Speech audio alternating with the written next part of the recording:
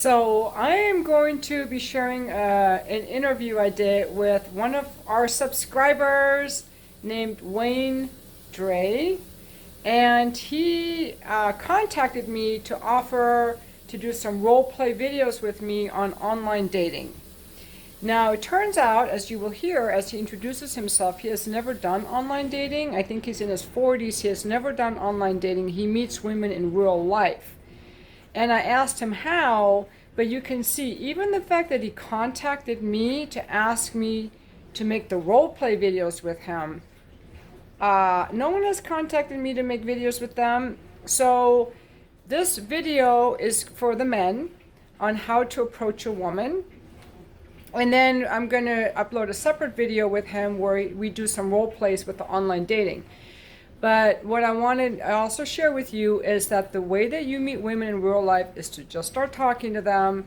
It doesn't matter what you say, just start talking. That's how men get women. That's how they get sex. That's how they get girlfriends.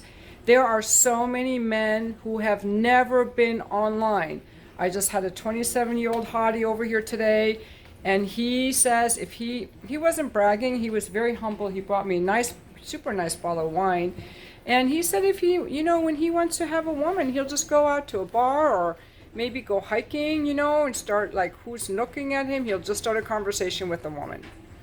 And that's what you do. Just start talking. It doesn't matter what you say, just start talking. And as Wayne will explain, as you will hear, the longer you put it off, the more of a boogeyman it becomes. So just freaking do it. All right? So as a result of all this today, I've actually suspended my Bumble and Match profiles because I want to meet men in real life. I like the confidence of a man who approaches me, and since hardly anyone does, that guy's going to freaking stand out. So here are some tips if you don't know how to approach a woman in real life. And Wayne also goes into how we as women have to know our value, and we all have to know our value and not jump into the first relationship that comes along. So here we go. Okay. Hi, Wayne. It's such a pleasure speaking with you. I know you watch my YouTube channel. You contacted me because you had some ideas of role playing, what to do and what not to do when you're introducing yourself to a woman and you want to get to know a woman. Do you want to Yeah, share anything about yourself? well, what is there to know? Um, 41 years old, 5'10", 170, career bachelor. You said that you're interested in bisexual men. Well, hey, you've come to the right spot.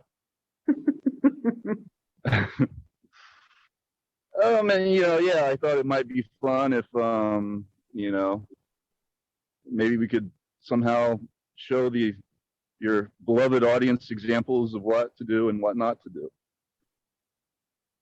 Yes, and as we were talking before we started recording, you shared that you have never done online dating. You meet women in real life, and that's something that a lot of men struggle with. So would you share a little bit about how you do it and any tips that you might have for the men who are watching or for the women as to what we can do to make men more likely to want to talk to us in real life? Okay, on the side of the women, um, really, okay, I would say the most important thing to do is, never to forget about your worth. I think a lot of women maybe become desperate, and they, to quote biblical language, they cast their pearls before swine. They're not selective enough. Really, I think women have the upper hand in that. They can be choosy. I would say that's the biggest piece of advice I have. Going the other way, okay, if a guy wants a relationship with a woman, obviously they're going to have to be interested in each other. I mean, it can't just be like, the first pretty face that he sees at a bar or anything like that. You know, this has got to be a woman that he could actually be a friend with, I believe. Um, because, you know, I think a lot of guys, you know, when they're lonely, they seem to forget the fact that, you know, even if he ends up with Helen of Troy or the most beautiful woman on earth, you know, if she's not interesting, then, you know, what, I mean, she's, you know, going to lose her appeal.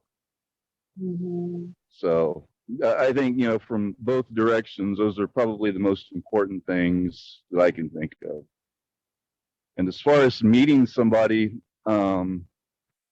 if you're doing it based on interests, like say, for example, you know, trying to think of a random interest a guy might have, like, you know, sport or the gym or something, you know, I think that's actually a good place to connect with somebody that has similar interests.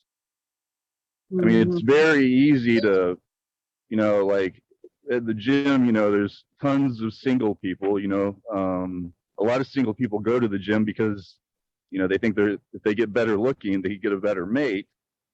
And so, you know,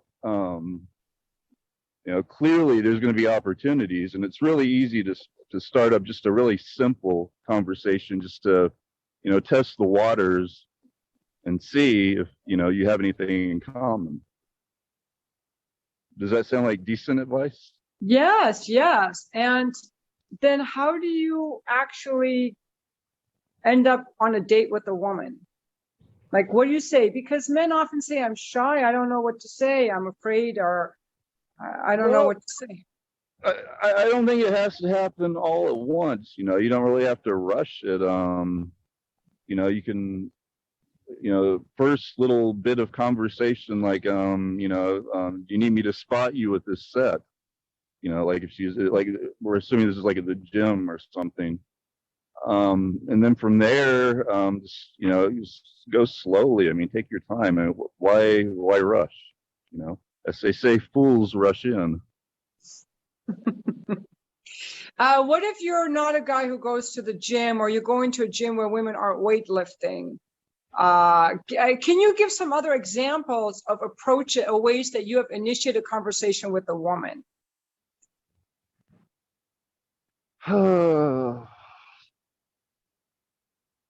Well, at the moment, I'm not specifically looking for a relationship, but in the times that I have, okay, I guess I was always kind of lucky. You know, I always had friends that would introduce me. Okay, that's a big tip a guy could have. You could have as many female friends as possible, you know, and try to show yourself as a decent guy. Because, like, you know, it seems like women, you know, they have these networks of other women, right? You know, they have all these friends, and, you know, of course, they all know when one of them is single, you know, and they have very few male friends that they actually, you know, trust. So, I mean, yeah, I would say just start, you know, several platonic friendships with women. Yeah, you know, and I think a lot of guys can be really shy, you know, and think that, you know, it's almost like women are like some sort of dangerous different species. You know, I think once you become friends with them, you know, you see that we're really kind of all the same, you know, and that kind of takes attention off of it. Yeah. Now, I want to ask you still about your comment about women knowing their worth, and that women have to know their worth because women can be choosy. Do you mean that in a different way? Because men can be choosy too. Absolutely. And the point of caution I would have for men regarding being choosy is just not based everything on looks, you know. But I don't know, you know, it just seems like I've known a lot of women that have, you know, like, for example, they may have come out of a bad relationship, and then they'll, you know, hook up with just like, you know, the first guy that sticks around, really. It's like a tragedy, you know. I mean, it's It really seems like they're selling themselves short. Right. Yeah, that's really good advice. I think that as a woman, I feel like high value men are hard to find. So I really appreciate a high value man. I kind of want to see like myself not above or below the guy, but equal. But I was just curious what you thought, if you really think that women are the prize, because we're always taught we're the prize. But I feel like the man is the king and the prize too. Like we can't think that we're better than, like knowing our value, but not thinking we're better than. And it gets hard because, for example, now I'm asking you for advice. I'm trying to weed through all these guys and be like, try to be kind to them, but I get kind of turned off by some of the things they do, but I'm trying to be kind because I know they have feelings too. And then I don't know, am I just being too rigid or am I just really saying no because I don't like what's happening? And that's just on the messaging before I even meet them, Well, like, it sounds like you have a good intuition though about that. It sounds like you have a good sense of, there's something wrong here, and that you're sort of mm, like maybe pulling away under those circumstances. mm-hmm. But sorry to interrupt you. Yeah, no, you're fine. Yeah. Yeah. Okay, well, yeah, I guess a lot of men are just afraid of women. They have this fear that if they talk to us, we'll get mad, or, how dare you talk to me, or that there will be this cold rejection. And I guess you just don't have it. Like you're just comfortable with women, which some men just naturally are. So, Well, I don't think it's nature. I think, really it's just a matter of, how much contact they've had with women, because, I mean, the more you think about something without, actually having the experience, the more mm, it sort of takes on this mystique. ah, yeah, I mean, yeah. it's so you're basically, you know, sort of living in your head, and sort of, making this thing out to be completely different than it actually is. And, I mean, yeah, it's so, yeah, I mean, the first step, I think, is simply, just to make friends of the other sex. That's good advice. I also notice, I kind of get from you the vibe that when you're meeting with a woman or talking to a woman, you're enjoying the moment. You're not needing to get anything. So that also makes women more want to talk to you. If I feel like a guy needs something from me, like he needs my validation, or he needs my body or needs something, I'm already kind of turned off. But if a guy can be like, oh yeah, we're just having dinner, I'm just enjoying the dinner with you. If more happens, fine. If nothing else happens, I'm fine. Genuinely embodied being fine.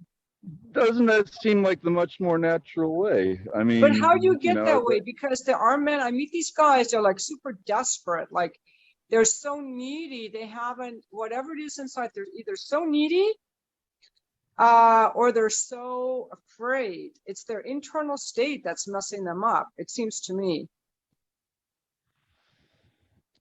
oh, um, yeah, I mean, I know exactly what you're talking about. Oh, okay, okay, imagine a scenario where this guy seems to be really needy for you, but you seem to have no interest in them. Um, like, under those circumstances, it's like the chemistry is, just automatically off. I mean, is there really any kind of coaching that could even change that? I mean, granted, I mean, there are, probably situations where, a person just doesn't know how to, interact well. But I think, you know, a lot of this, tension comes from, wanting something that the other person doesn't want, and the other person wanting something that you don't really want, and so that it never would have worked in the first place, and neither of you would have been happy anyway. So in a way, it's almost good that you have those, you know, intuitive instincts to sort of pull away. Mm-hmm. Yeah. Well, thank you so much for sharing all that.